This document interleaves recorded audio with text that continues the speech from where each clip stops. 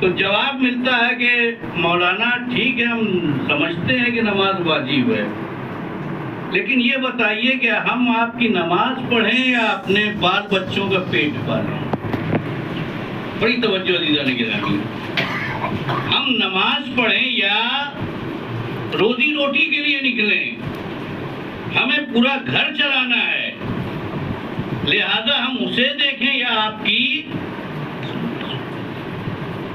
جواب یہ ملتا ہے کہ آپ کی نماز، ایسا لگتا ہے کہ نماز مولویوں نے ایجاد کی۔ تو عزیزان گرامی، یہ ساری چیزیں اس لیے پیدا ہو رہی ہیں کہ ہمیں دنیا کی فکر زیادہ، اور جب تک فکر دنیا زیادہ رہے گی انسان آخرت کی فکر کم کرے گا۔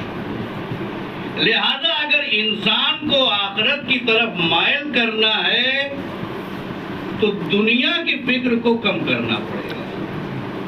جتنا دنیا کی فکر کم ہوتی جائے گی اتنا ہی انسان کو موقع ملے گا کہ وہ آخرت کے بارے میں سوچے اور غور و فکر کرے۔ تو عزیزان گرامی، روزی کے مسئلے میں 2-3 مسئلے، اور اگر بات سمجھ میں آ گئی تو انشاءاللہ آپ روزی کے مسئلے میں کبھی پریشان نہیں ہوں گے۔ قرآن آواز دے رہا ہے وَمَا مِن دَابَّةٍ فِي الْأَرْضِ عَلَى اللَّهِ إِلَّا رِزْقُهَا، اس روئے زمین پر کوئی بھی ایسی مخلوق نہیں ہے کہ جس کی روزی کی ذمہ داری پروردگار نے نہ لی۔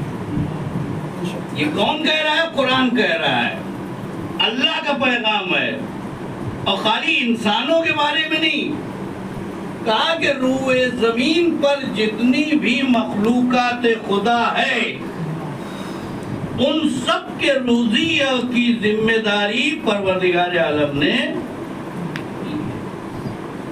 اگر قرآن کی یہ آیت ہمارے دلوں میں اتر جائے کہ روزی کی ذمہ داری اللہ نے لی ہے تو ہمیں اور آپ کو روزی کے مسئلے میں پریشان ہونے کی ضرورت نہیں ہے۔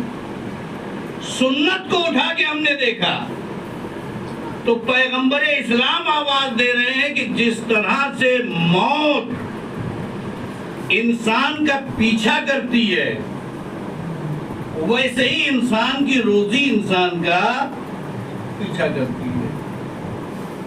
اگر موت ہے تو موت سے راہ فرار ممکن نہیں، اور اگر